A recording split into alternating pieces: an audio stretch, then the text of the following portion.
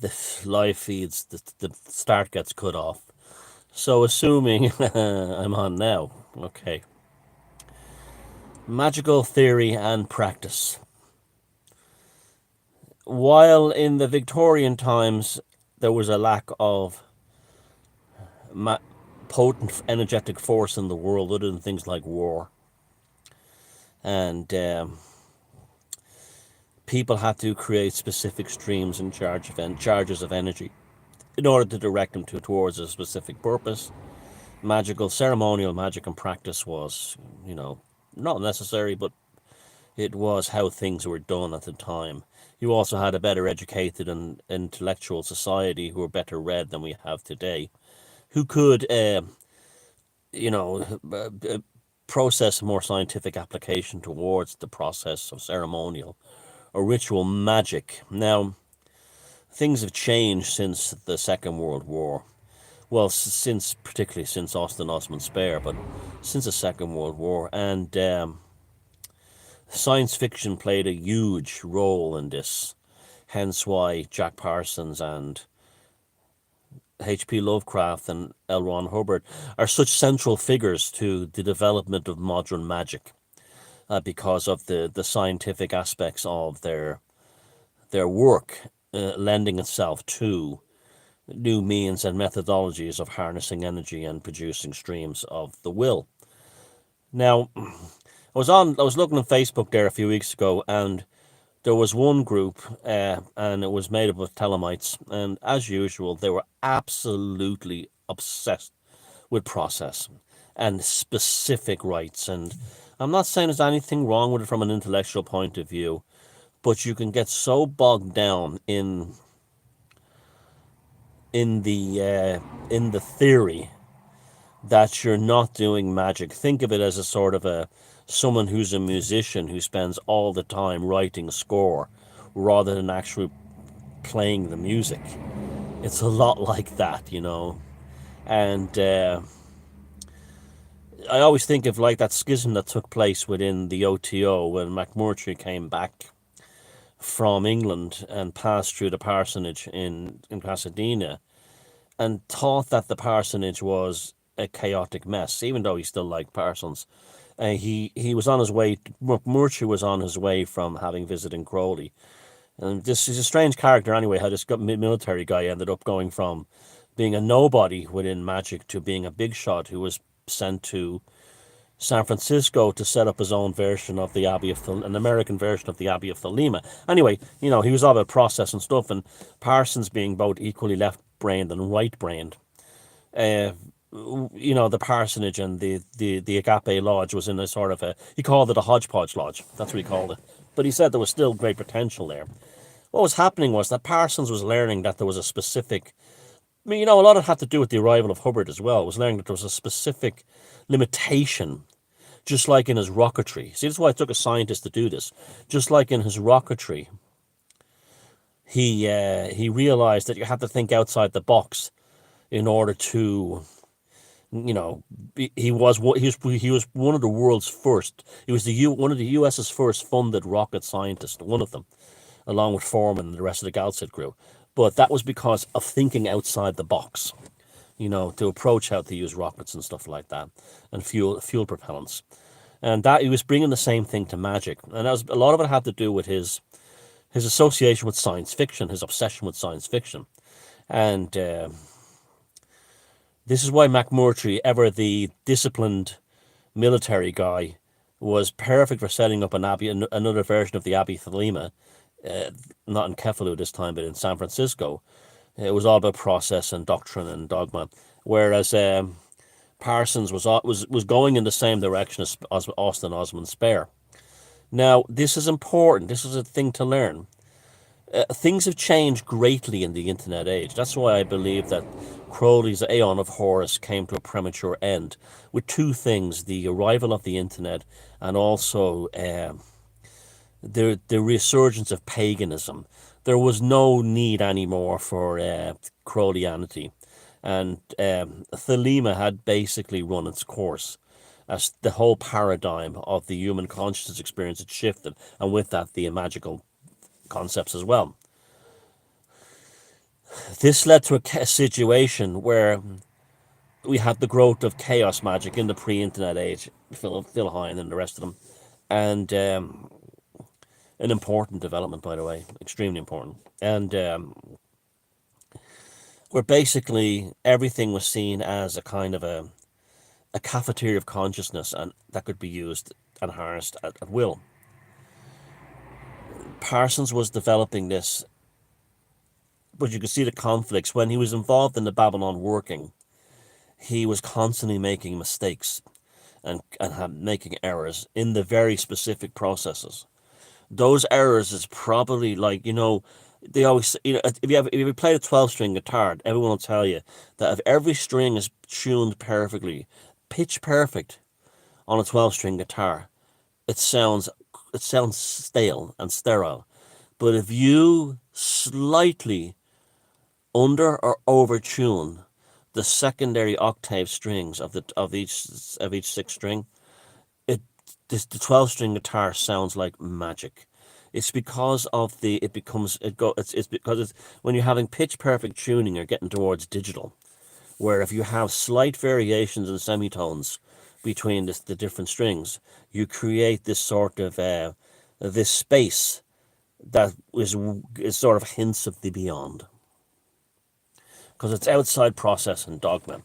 And those mistakes are probably what got Parsons to be so successful with the Babylon working. Now, these people were talking on this group about like process, follow the book of the law, or only any book, Liber 777, specifically. And they were all saying things like they're not getting any results. Well, that's because that magic is now not obsolete, but you cannot do it that way anymore. It's like trying to tune in an old UHF station on YouTube. That's literally what they're trying to do. But that doesn't mean that old UHF station doesn't have a purpose or can't be used. And it's just that things have changed. So this brings us to your own magical process, right? When people do the Babylon working, it's very much rooted in Christian apocalypticism, the book of Revelations of St. John. So the whole thing. Now, people say to me, like, well, you're anti-Christian, and that's Christian, so why are you sort of saying using it in magical practice? Because it's just a operating software. It's just simply a software. You can use your Firefox, Google, Duck, or any other browser to look at the internet. Think of it that way, but it's still looking at the internet through a browser. It's just a different type of browser. Same way. So you're just using the language of the syntax and semantics of the Babylon working from a biblical language point of view. But there's nothing to stop you from using another mythology or a fictional system. You could take every process of the Babylon working and replace it with a Tolkien thing. You could replace the characters within in the book of the Revelation about the book of St. John with the Fellowship of the Rings and the characters involved in that.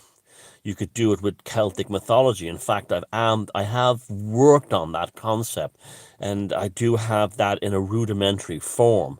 There was I'm not the first. There was one other person before me, who I can't remember the gentleman's name, so forgive me, who basically described how you could use the Irish mythological cycle, and particularly the book of the Tyne Bein Cruige, as a software system applicable to that of the Bhagavad Gita, the Hindu Vedic thing, the war of consciousness between the battle of the lower conscious and the higher conscious.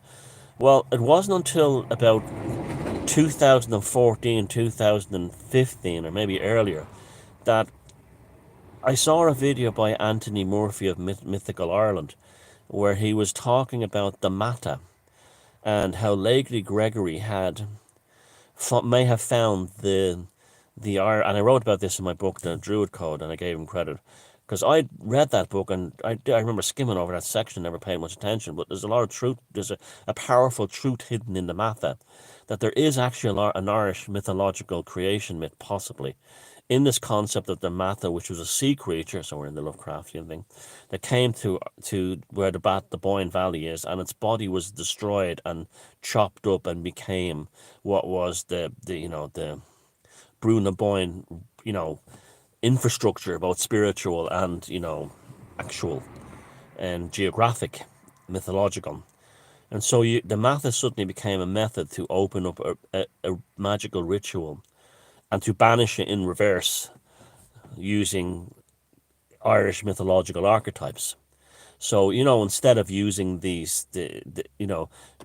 creating and banishing the pentagram in the air, you can use a spiral, this kind of thing, or the zigzag lines that you get on Newgrange and stuff like that, and then reverse them in reverse when you're banishing and closing the ritual.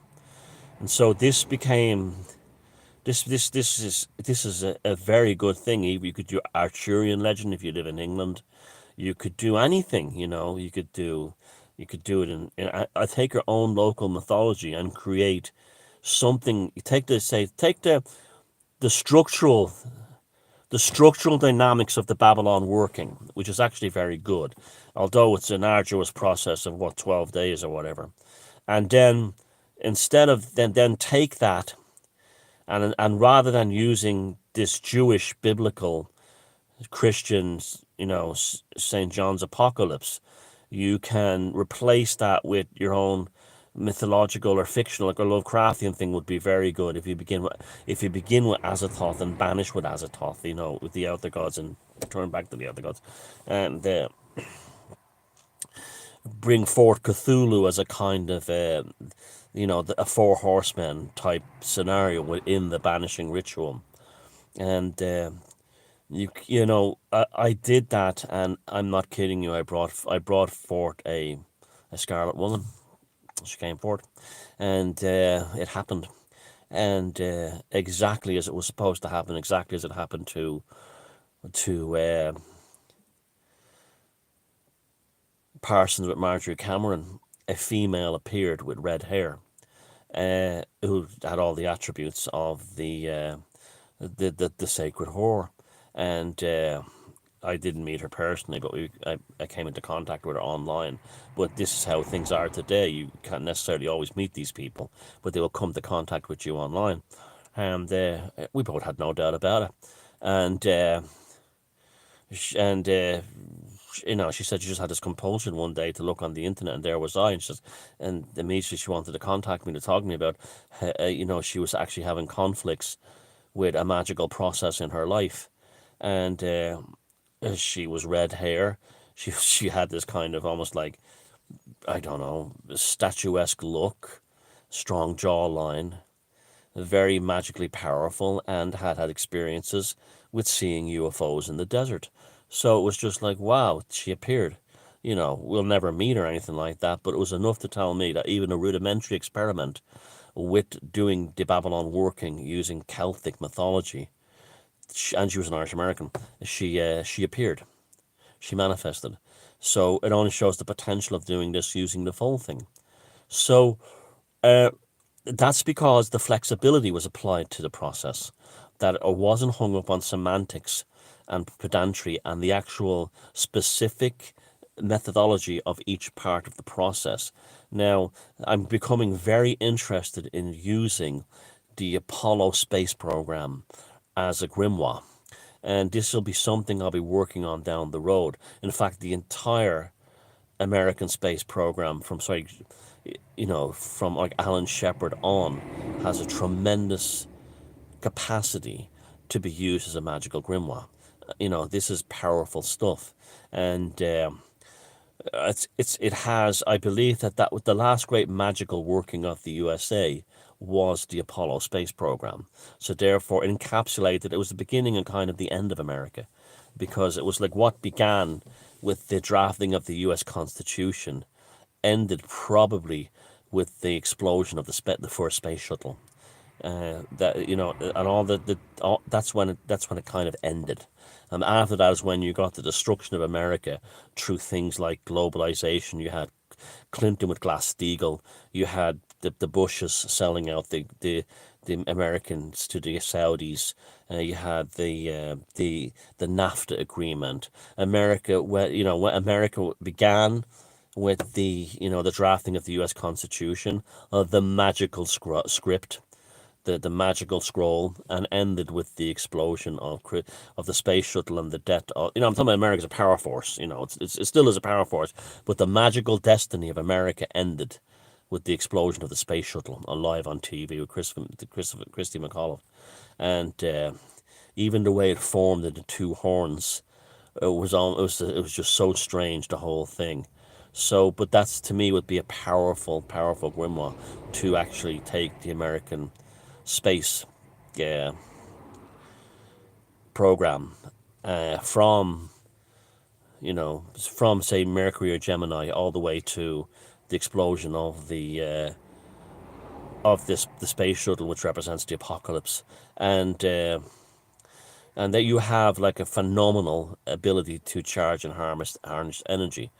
You could do with anything. This is just the whole thing. That's what I'm trying to explain to you, the chaos paganism thing. And this is why magic is and people are having frustration with it, is that they're hung up on semantics and pedantry, and they're not being artists because they're being purely scientists. And it's magic is art and science, and you've got to do both.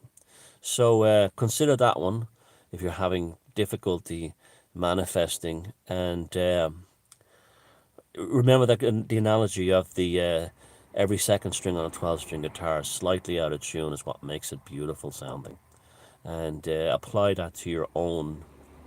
What I would say is, don't mix and match. Don't take biblical apocalyptic rituals such as in the Babylon working and then interject into that Lovecraftian things and stuff like that. That's when you will fuck up. Think of fusion cooking, think of fusion cooking. Remember that awful cooking that took off in the late 1980s? Fusion cooking. Like, fusion music sounds awful as well for the most part. It might sound interesting, but it sounds awful. Like, an Irish music playing with, like, I don't know, jazz. It's interesting, but it sounds stupid. It's unsatisfying. We're back to the whole thing of the racial soul, and the concept of the racial soul and the cultural soul. The same thing with that fusion cooking. I know, like, I don't know. Putting. I'm trying to putting. I don't know. There's all I used to see, like, when Australian stuff was big in the late '80s after Crocodile Dundee. There was all these fusion cooking things, and have Australian cunts on the television going, "Whoa, I got this fusion cooking now," and they'd be like doing things like putting fucking ice cream on pizza, with tomato sauce. Not that bad, but you know the point. It didn't work. It didn't work, and that's why it didn't take off. And it was just fake, and it fake and false. And all this sort of like multiculturalism came out of that as well.